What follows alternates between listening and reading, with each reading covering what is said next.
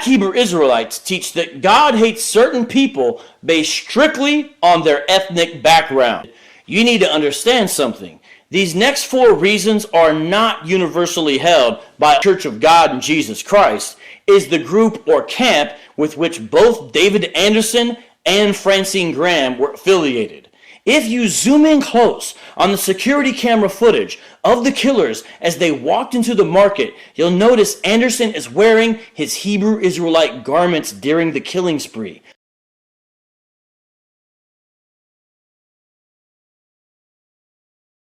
Perhaps even those of the ICGJC. Interesting, because I feel like on the inside of the church, we're fighting this historical context you talk about. In other words, we love the blessing of the cross, but we don't love to sit in it and realize this is what God's asking me to do, to die to myself and to live for him, whatever context that's going to look like for me. But I want to flip that upside down, because I think the other side of it is true with our nation's history. We understand the curse that was slavery, white people do, and we say that was bad, but we miss the blessing of slavery, but we miss the blessing of slavery. But we miss the blessing of slavery. But we miss the blessing of slavery. But we miss the blessing of slavery. I didn't even know my own denomination's history, right? Despite being at church that often and going to a Baptist college where I had to take mandatory religion classes. I had to go to chapel, at my Baptist college. And it wasn't until I was in seminary and I had a Baptist history professor that finally told it straight and just said, look, and that was that the origins of the Southern Baptist Convention, my home denomination, were in 1845. There was a dispute between Baptists in the North and Baptists in the South over whether a clergy person could enslave other human beings and still be a clergy person in good standing. And Baptists in the North rejected that proposition, but Baptists all over the South accepted it. In fact, put it forward as a test case, and then used it to kind of form their own convention, and hence the birth of the Southern Baptist Convention. That's why that word Southern is in there. I mean, it was about making the gospel compatible with enslaving other human beings. Southern Baptist Convention in the middle of the 20th century became the dominant, largest expression. September 15th, 1963 was one of the darkest days in the civil rights movement.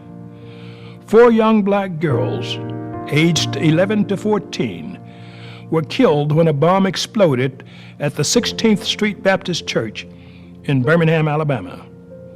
The girls had been attending Sunday school. More than 20 other churchgoers were injured in the blast.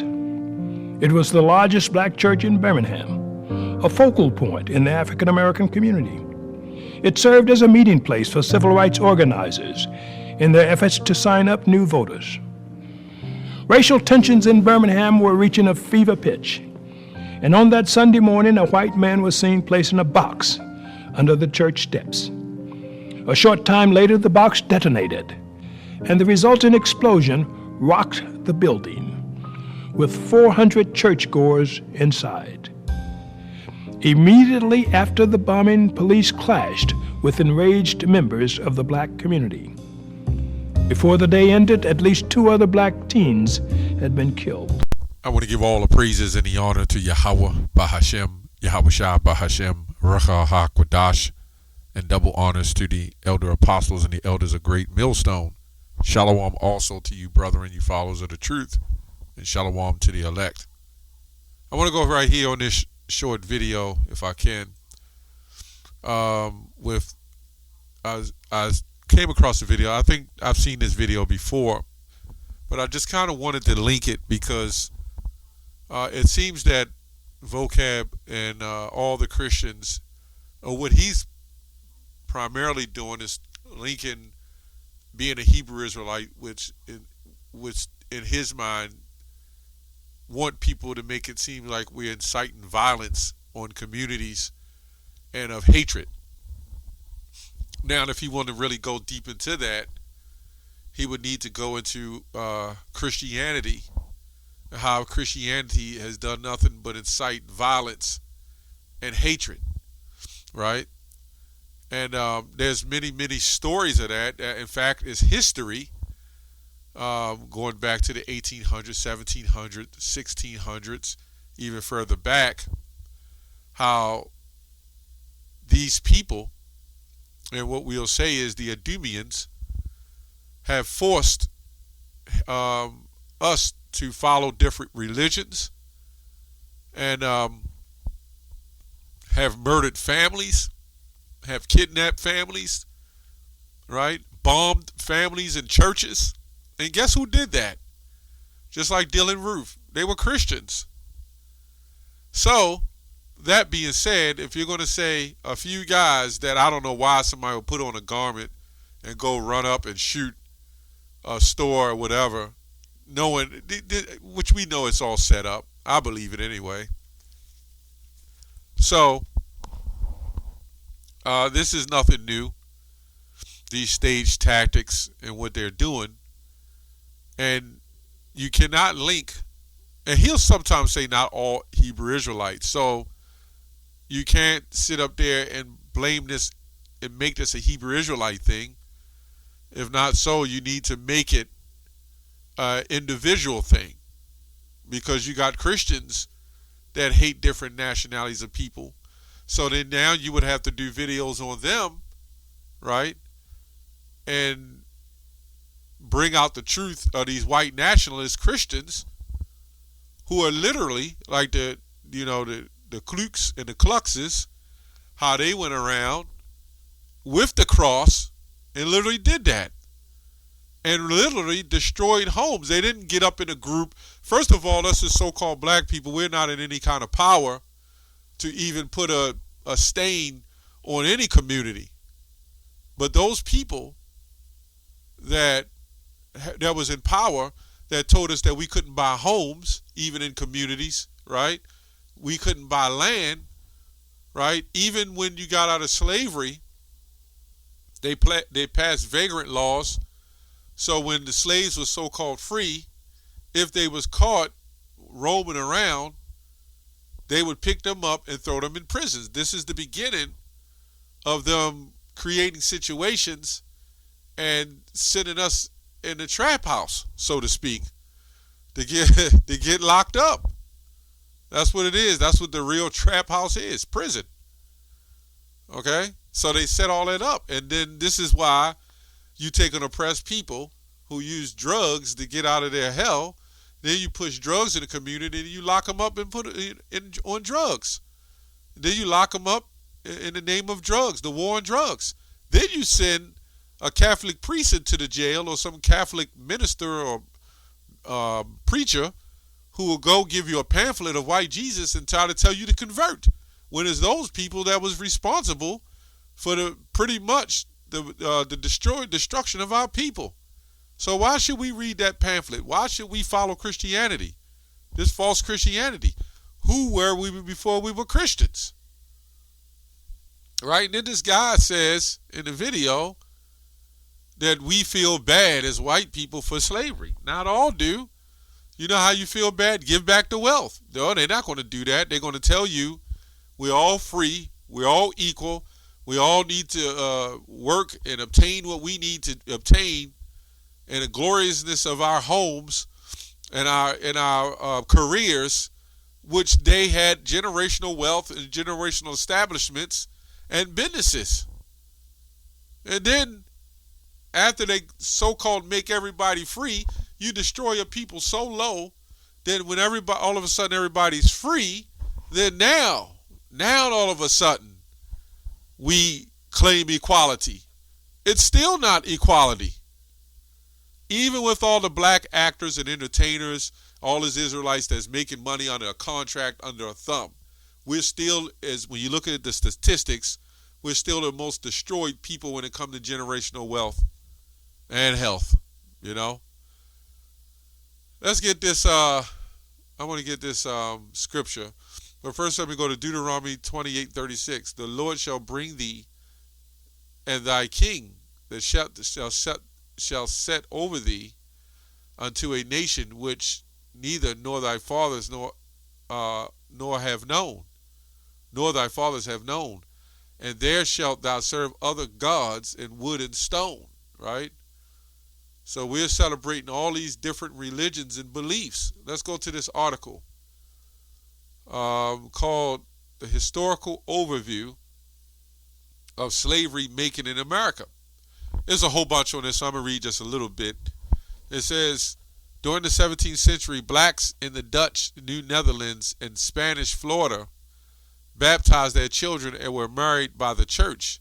In part, the participation in the dominant European religion reflected and helped to bring about a colonial society in which blacks were more fully integrated and enjoyed greater rights than later generation of slaves would.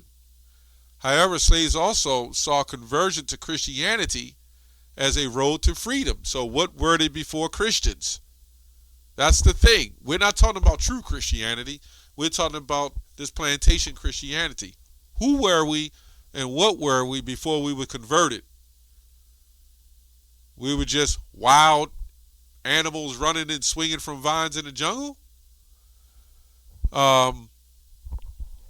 In the early years in the settlement, for instance, fugitive slaves from South Carolina headed for Florida, where the Spanish crown promised them freedom as a reward for conversion. So you got to know, when you're beat and you're so bad and you're beaten down as a nation and you have nothing else, and they say, well, how about Christianity? 95, 98% of Jake, and I think all of us, jumped at the chance of Christianity. Our parents bred that into us. This is why they always set up Eve, because Eve is the ones that help usher in the generations, right? She'll be the one to teach the young men. And this is a good way to get the men out of the home. See, it's a spell, okay? It says, for the Spanish crown, okay, it says slaveholders in the British North American colonies became increasingly fearful that Christianization of slaves would lead to demands of emancipation. In 1667, Virginia passed a law declaring that conversion did not change the status of a person from slave to free. So they had this issue where saying, wait a minute, there's a whole lot of blacks converting over to Christianity, right? And then the slave owners got a little afraid, because if they're free, they will not be able to have their slaves. So then you had these white slave owners who was on a fence. We want them to be Christian, right? So we can rule over them. We can make better, we can civilize them. That's what they mean by civilize them. This is also what it meant by to be saved. When a Christian go around and say, are you saved? Are you saved? That's what that come from. Because then you had ones of us who wanted to convert but wasn't even allowed. And the ones who were allowed was considered to be saved. So the saved Christians would ask the other Christians, they would look at each other and say, are you saved? As if, are you a Christian? And this is why the slaves fought to actually be Christians. And then you had a rebellious white group who said, we don't want them to be Christians. We want them as just slaves. And this is all spinning around what Vocab Malone and them is doing today. They want you back in the Christian church. They want you back to be a slave Christian. Because under that ideology and rule of thumb, we can keep the supremacy going. See, the elites, they don't care. Their job is to divide and conquer. They don't care. As long as it's a divide and conquer, a fight amongst one another, that keeps them in power. But if the Israelites wake up, the northern tribe, the southern tribe, and the ones that may even look like other nations, all tend to come together and find out we Israelites, then that's trouble for them. Anyway, it says in 1667 passed a law declaring conversion did not change the status of a person from slave to free. Other colonies passed similar laws during the 17th and early 18th centuries, right? During the early 18th century, Anglican missionaries attempted to bring Christianity to slaves in the southern colonies, often found themselves butting up against not only uncooperative masters, but also resistant slaves. So you had a pretty much fight going on even amongst themselves, or what to do with slaves, what not to do, what to do with money, what not to do, what to do with land, what not to do. But we was always at the receiving end of the atrocities that came out of it, right? But the resistant slaves, an unquestionable obstacle to the acceptance of Christianity among slaves, was their desire to continue to adhere as much as possible to the religious beliefs and the rituals and the African ancestors, right? Let me get another scripture. Obadiah 1 and 7. All the men of thy confederacy have brought thee even to the border. The men that were at peace with thee have deceived thee and prevailed against thee. They that eat thy bread have laid a wound under thee. There is no understanding in him. Right? This is Habakkuk, the 2nd chapter as well. This is what they done. They came over here in a manner of peace, love. We love you. We can set up some treaties and we can all get along. We can all split some land and sharing. And this brings me back to the intro with the Jake sitting in the chair, and the guy was saying that the slavery is a blessing.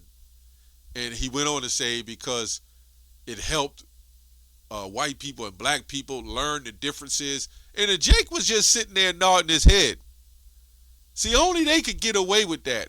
But now if I sat up there and said something against slavery or what's going to happen to them because of what they did, this Jake would pull his damn braids out. Right? Shall not in